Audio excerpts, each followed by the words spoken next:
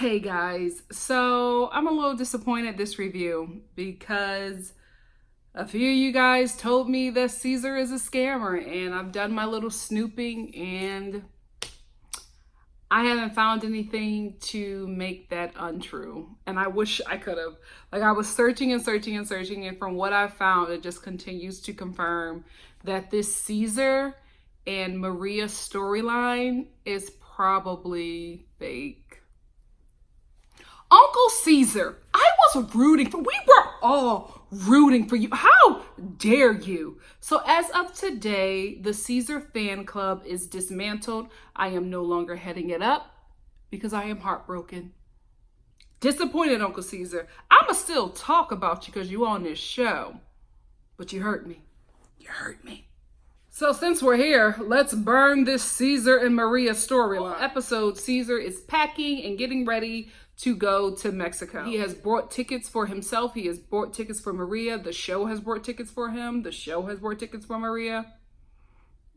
Okay, the actor. Guys, let me just talk about it. I found his little Explorer actor page. Like, this dude, and you know what? It made, when I started finding out stuff about him scamming, it made sense, guys, because even before I uploaded my review, I went to Instagram to find some pictures of him, because you can use pictures from Instagram in your videos. You can't use pictures that the show used unless you take a picture on your TV. So I was trying to find some pictures of Caesar, and I was trying to find his Instagram, and I was trying to find Maria's. I couldn't find Maria's Instagram, but I found his Instagram.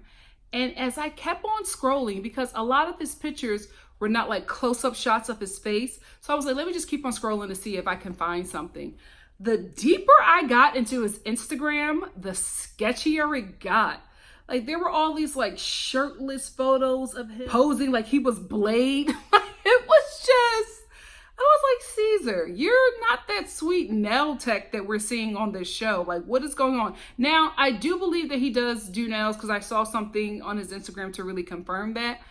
But yeah, he is definitely giving me an actor tease. And I will say this, Caesar, if you are an actor, well, he said it, well, he did say on his resume that he's an actor / model. We're gonna go with actor. If you're really an actor and pursuing it and working on your craft, bro, you did a damn good job, because you convinced me. Those tears, guys, crying on cue is very hard to do. Caesar was able to drop that one tear about Maria and give us, oh, I don't want to talk, I'm overwhelmed. He did a damn good job.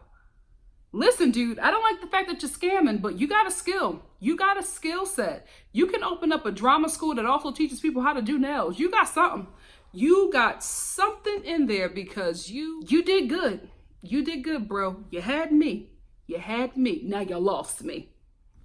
Anyway, he is preparing for this trip to go see Maria, but Maria is not responding to him. He's sending her a bunch of messages. She's not responding, but he's still packing.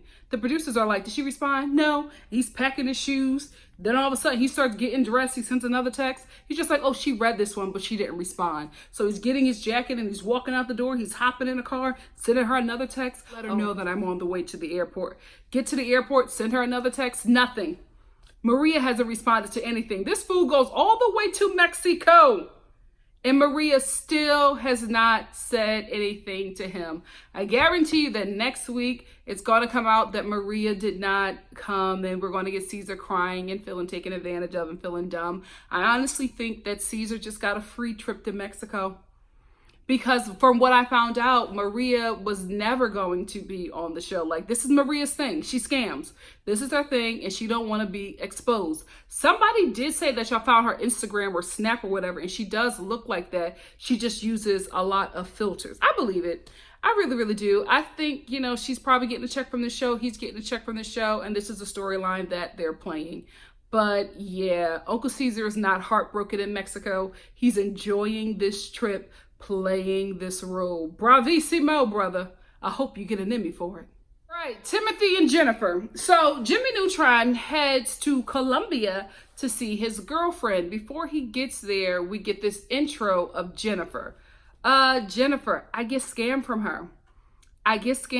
but I don't think that Jimmy Neutron is in on the scam. I don't think he's a Caesar in this situation. I think that he really likes her. I do think that he knows that this woman is with him for the money. He explained that in his intro, that he started making money because he knew that he couldn't get women the way he was. So he started getting money. He started posting his Ferrari. He started, leading with his money to get women. So I think he's very aware that a woman like Jennifer is attracted to his money and not him. And he's okay with that. Jennifer, this show for her was all about fame and Instagram followers. See Jennifer, and she's working out. Her hair is drenched, like she just finished a 16-hour session of CrossFit. Her hair is drenched and she's punching a box all lightly or whatever, but she's showing off her body, and then she's showing that she's a model and all of these things. I'm looking at her like, you're just trying to be the next Anfisa, but baby, you don't have as much of a messy relationship as she did. Her and homeboy, is it Carlos?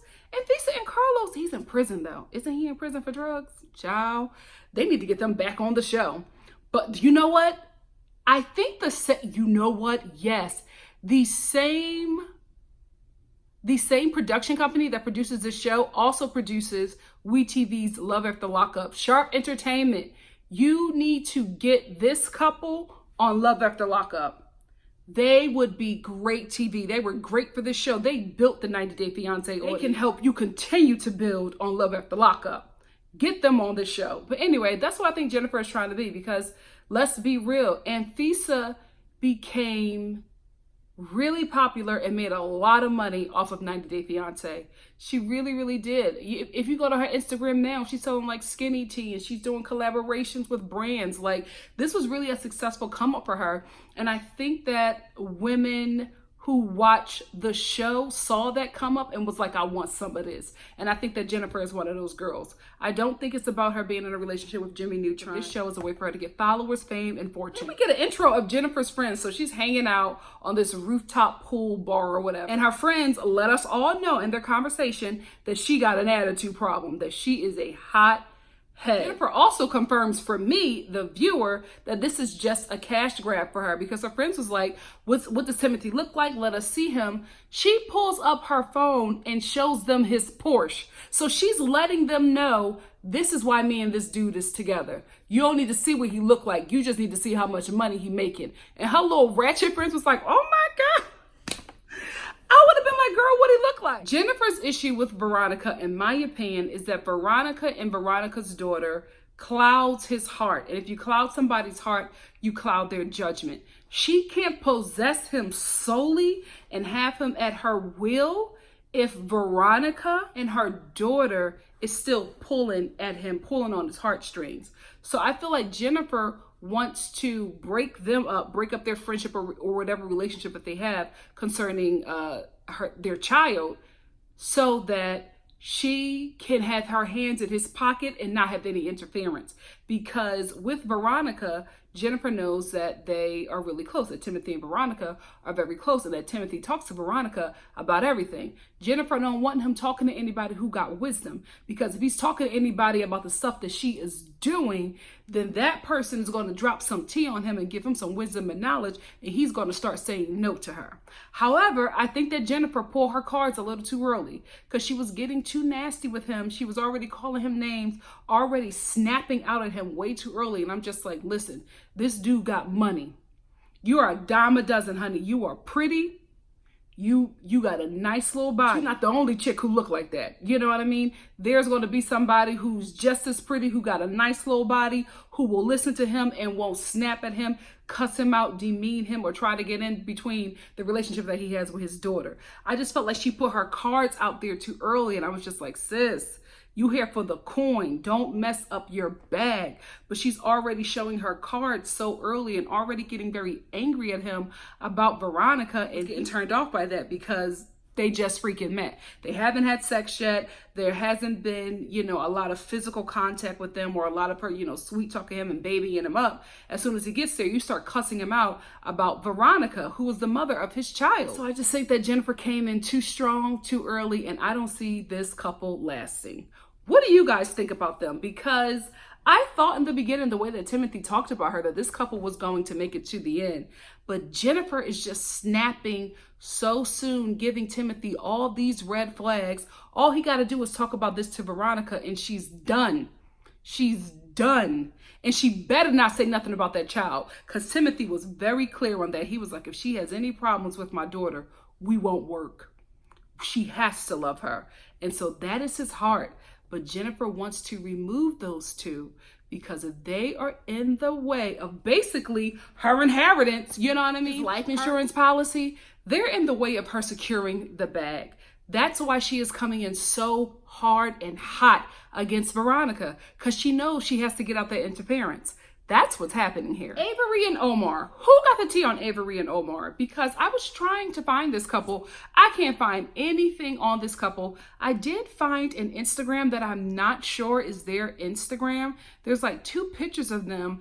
And then I think I was on a Reddit site or something, and somebody said that they're opening an online boutique, or that they do have a store where they're selling scarves. I don't know if this is them, because you can't find anything on this couple. I've tried, but you guys are great detectives. So if you have any tea on Omar and Avery, let a girl know. Don't put any spoilers, but just, like an update or whatever.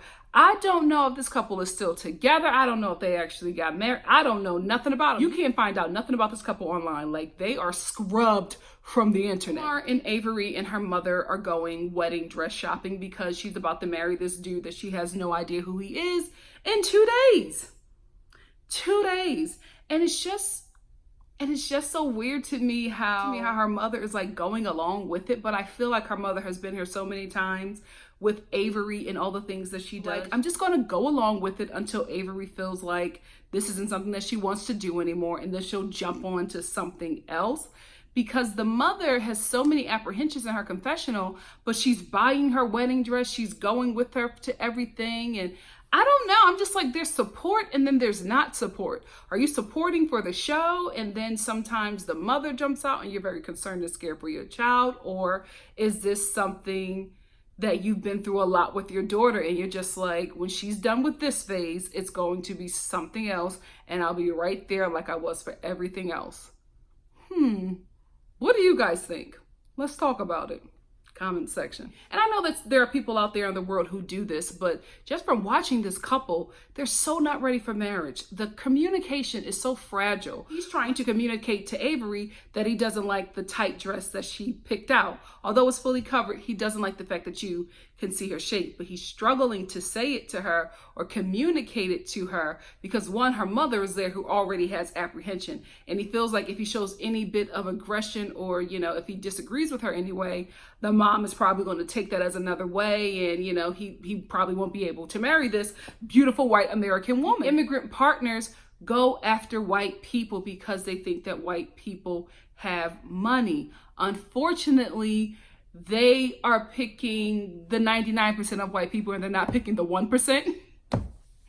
Because the 1% ain't on no dating sites. Like, when you got wealth like that, people just fall at your feet. So anyway, he feels like he has this prize and he doesn't want to upset her mom because he knows if the mom isn't with it, she won't be with him.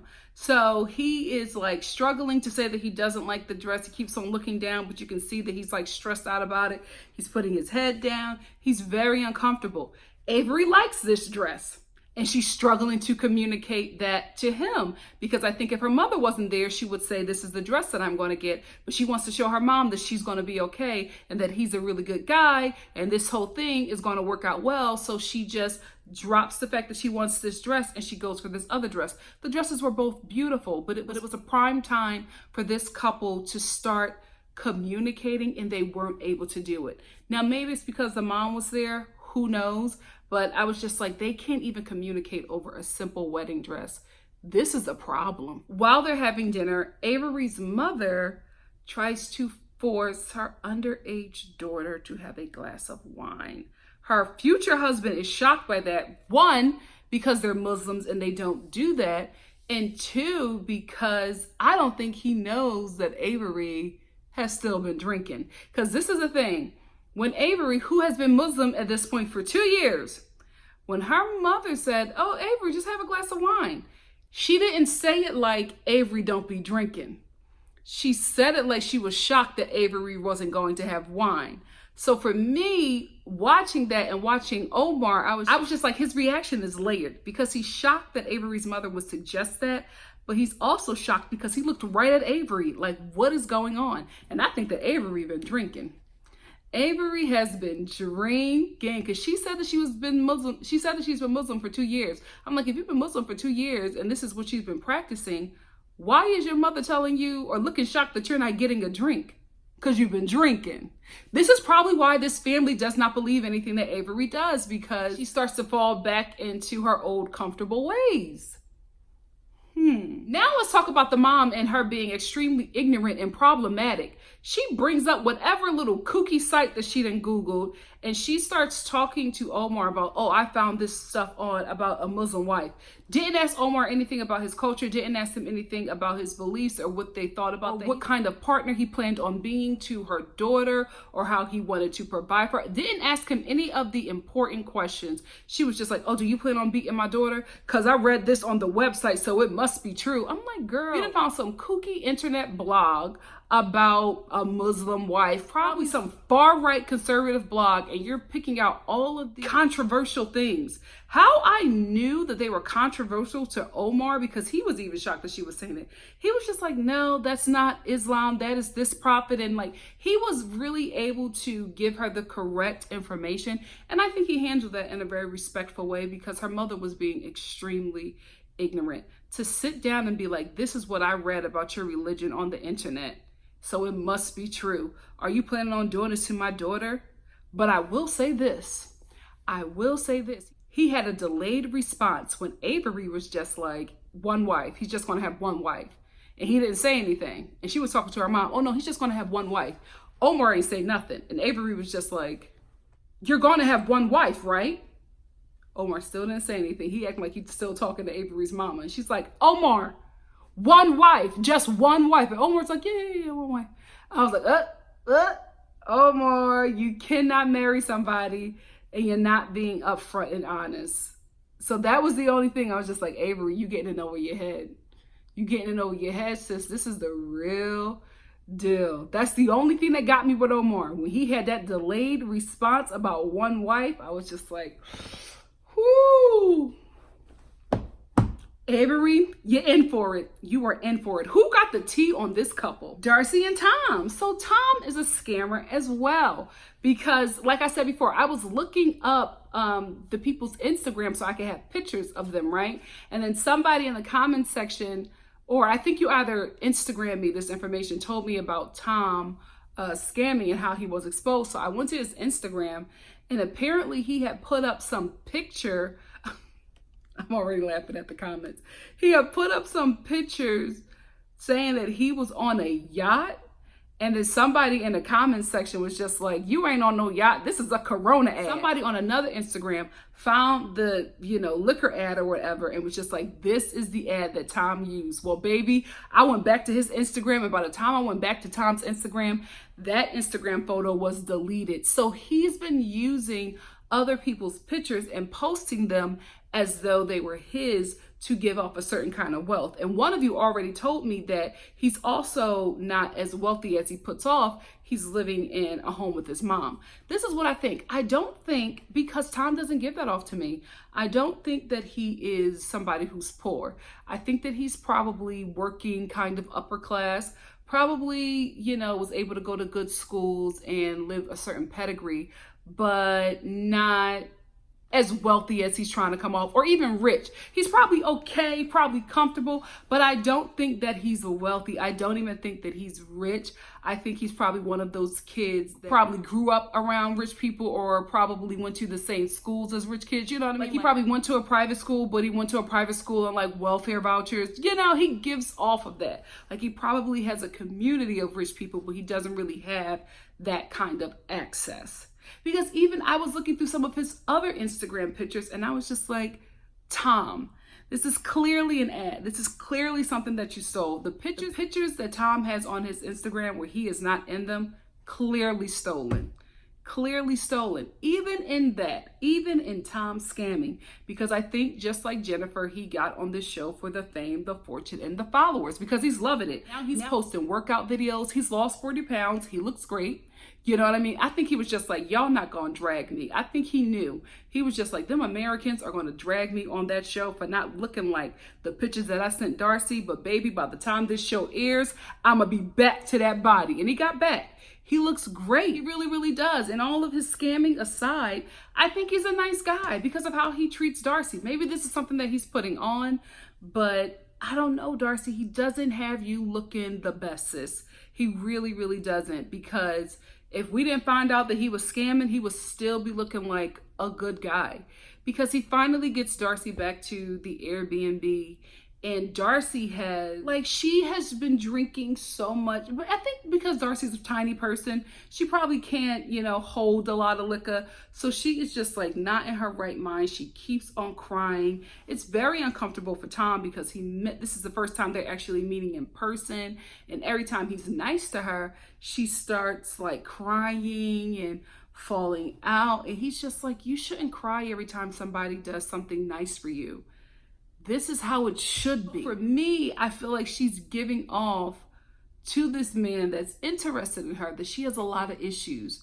And honestly, any partner would run away from somebody like that. But fortunately for Tom, this partner that he's pursuing, although she has a lot of issues, she got a TV show behind her name. So he's going to stick around, just like a scammer. Another thing I thought about, which was already alarming to me about Tom, but I was always so focused on Darcy and how she was acting, and just like, I didn't want her to mess this up, but I couldn't really focus on Tom, although I was getting some red flags from him. Like, if you are somebody who is damn near a royal in London, why the hell you on a reality TV show?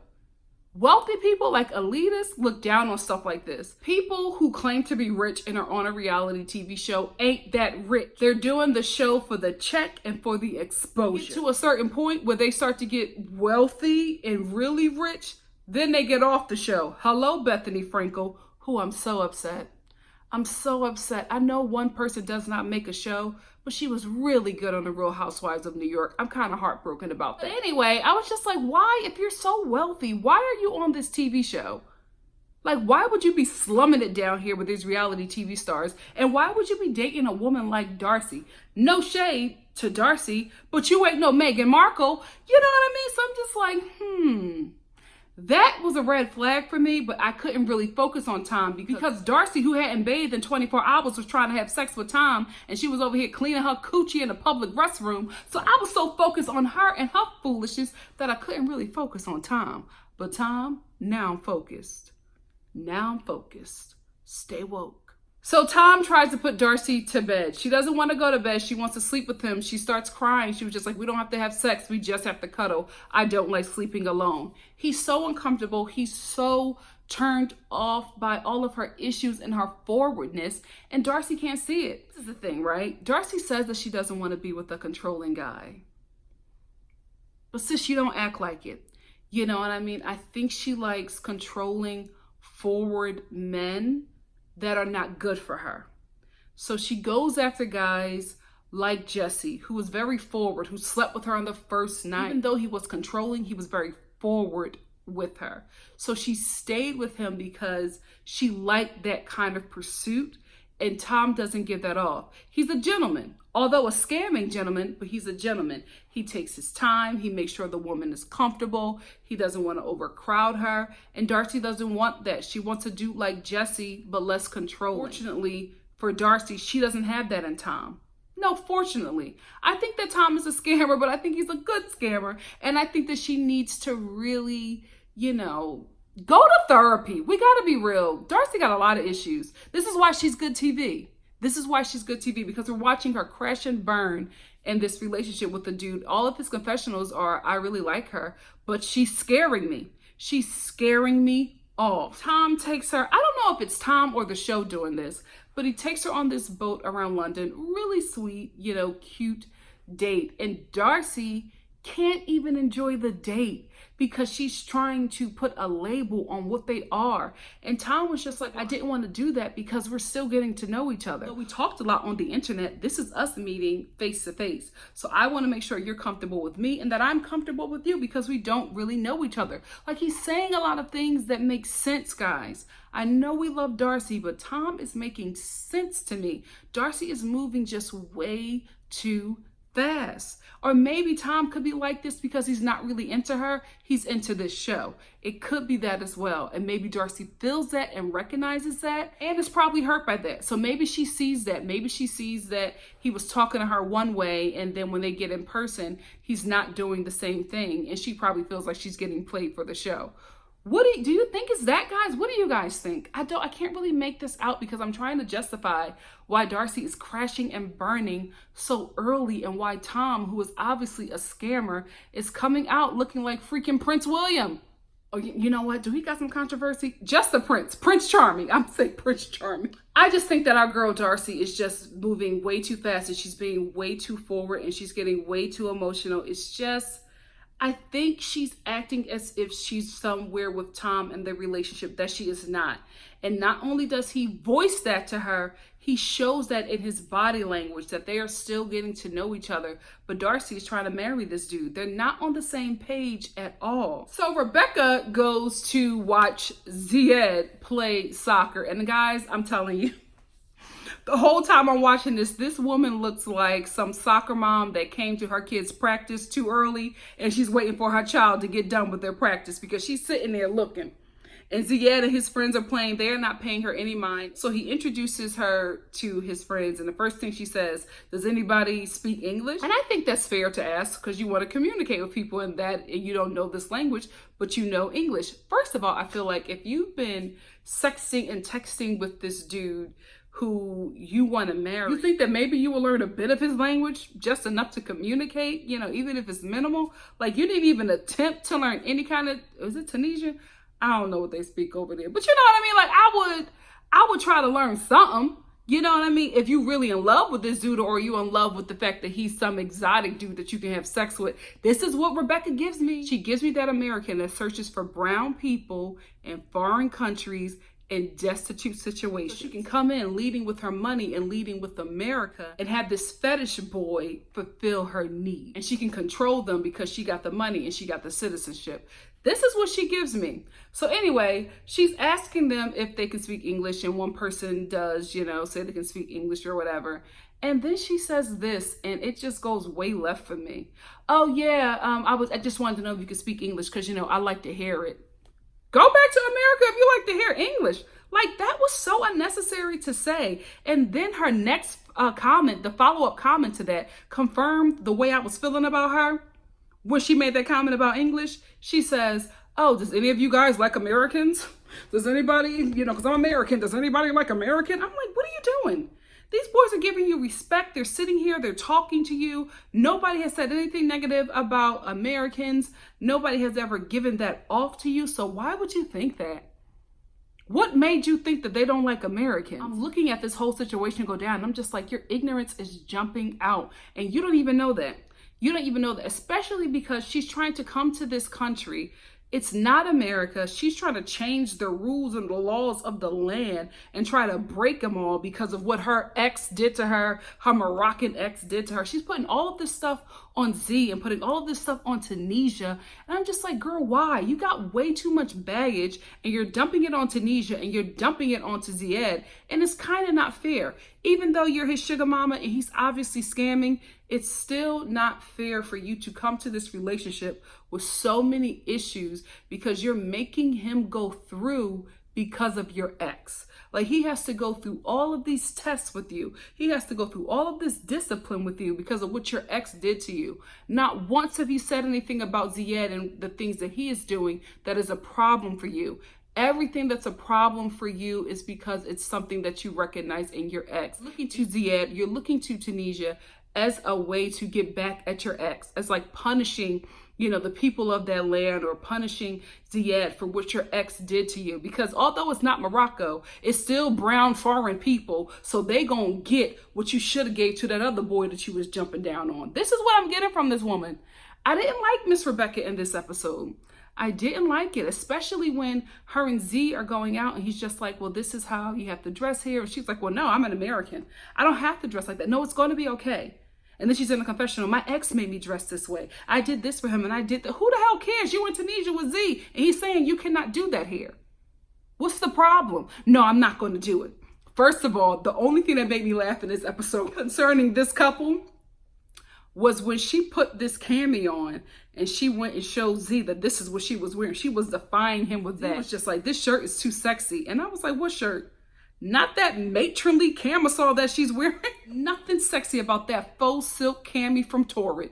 Nothing was sexy about that. But Z, ooh, he couldn't get himself together. He was so hurt and so disrespected by her. And this is why he felt that way. Because when they get to this hookah bar,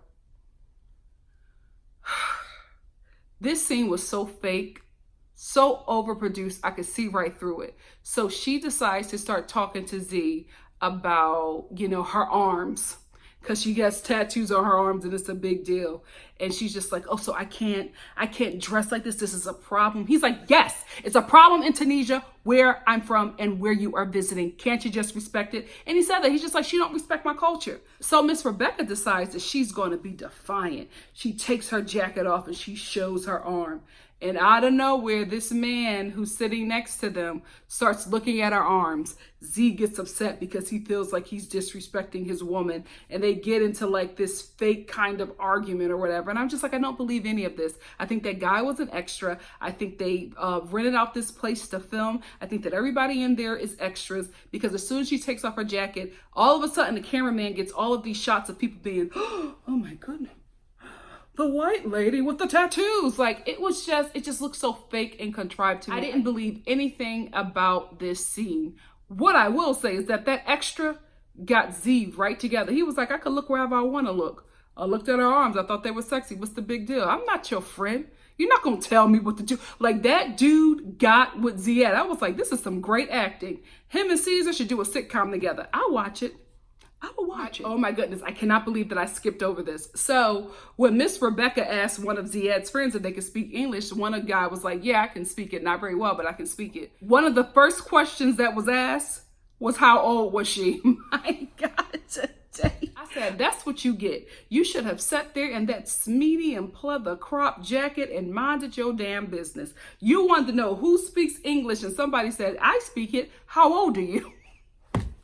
Miss Rebecca was not ready for that. And then, did you overhear one of Ziad's friends when they were playing soccer? One of his friends was like, oh my goodness, look at you. You're looking very white. And Ziad was like, yeah, I'm living a luxury life. And they all started laughing. And then one dude like high-fived him. And then one of his friends was just like, oh, I'm trying to get me an American woman as well. Because they asked Miss Rebecca how much her tattoos cost. Like, they wanted to see her tattoos. And then they were like, how much does it cost to do one arm? And she was like, $1,000. And one of the dudes was just like, oh, $1,000? You can buy a store out here for that much money in Tunisia. And so then we cut to this confessional, and one of Ziad's friends is just like, oh, I'm looking for me an American woman.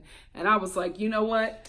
Thank the Lord he looking for white. White woman beware. There are some brown boys in Africa looking for a white sugar mama, and baby, you about to get caught on that Facebook. That's why I don't play with that Facebook. If I'm getting a friend request from somebody and I can't read the name and I don't recognize the face, hell to the no, you're not scamming me. That's how Miss Rebecca got caught. Benjamin and Akini, Pastor Benjamin's ex-wife, black ex-wife. Sis, why did you let that man name your black son Grayson? He is going to get roasted all throughout high school and college. I hope you are ready. So we finally meet Akini. She's a beautiful girl. I'm telling you, Akini, if you and Pastor Benjamin make it to the end, sis, when you get to the United States, you need to start a YouTube channel. She's funny. I think that she has a great personality. I also think that she has like a good fashion sense. I loved her makeup. I loved her jewelry. I loved the outfits that she was wearing. I think she would be a really great contribution to YouTube. And she can also tell us, how do you scam a man out of some coins? Because that's what's happening here, Akini. You are scamming Pastor Benjamin. And because Pastor Benjamin, let's be real here, has a hard-on for black puss, you are getting over.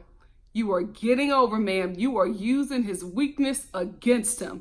Because Akini is revealing so much of her tea. Akini and her community. Because when we meet Akini, the thing that she says about Pastor Benjamin is just like, he's white, so we just assumed that he had money. I said, who the hell is we? So is the whole family in on this? The whole family except for the daddy? Because her daddy apparently don't like white people. For what? What happened? You know what I mean? Not saying for what. Like we, you know, as a black, we all have our reasonings.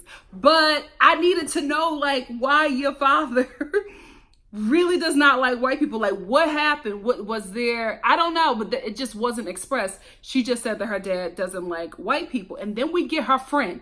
What's her friend name? Connie. I was like, is that your name? Connie. Her friend Connie was telling all her tea as well. She was just like, oh, she likes white people. She loves to see them in movies. She thinks that they have money. So she's really obsessed with whiteness. And I was just like, ugh. Y'all doing too much talking. So basically what I assess from this situation is that Akini saw Pastor Benjamin as a cash grab, right? The way she's talking about him is that he's a white American and she thinks that he has money. He doesn't, so that's going to be interesting. But how she was speaking about him, I was just like, he's obviously a trick for her, right? But then we cut to Akini and Benjamin at the airport, and when she sees him, guys, she gets so excited. This could just be great acting. This could be Akini giving us her best scam performance. But she got me. She was so emotional. She was like a wife looking at her husband come back from war. Like the way she greeted Benjamin and then they kissed, like the kiss he laid on her and the way she accepted it. Then she was hugging on him in her confessionals. And I was just like, sis, if you're scamming, you've done this before. She was too comfortable right away with him. Rubbing on him, rubbing his hair. I was just like, the way you were talking about him in a confessional, to me, it was obvious that you were scamming this dude. But then when you see him, you're, oh, Benjamin. Like she was so overwhelmed with seeing him that I was just like, either you scamming or you really feel for this dude. And can we talk about how when they were in the taxi going to, I guess, Benjamin's hotel room, when Benjamin like tapped her shoulder and then like tapped his lips for a kiss.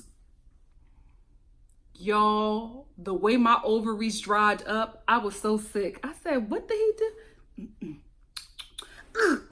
You a grown man. Black women, oh, y'all really letting corny white dudes shoot up the club? No, y'all can't be letting these corny white men enter. Not the corny ones. Not corny and broke. Corny and broke. Hell no. What do you guys think? Do you guys think that Akini is scamming, or do you think that she's really in love with Benjamin? Because the way she was acting, I was just like, honey, you are a totally different person in your confessionals than you are to when you are with Benjamin. What do you guys think is happening here? Let's talk about it in the comment section below. That's it for me with this review. If you like what you see here, please like, comment, subscribe, and share. Please like, guys, okay?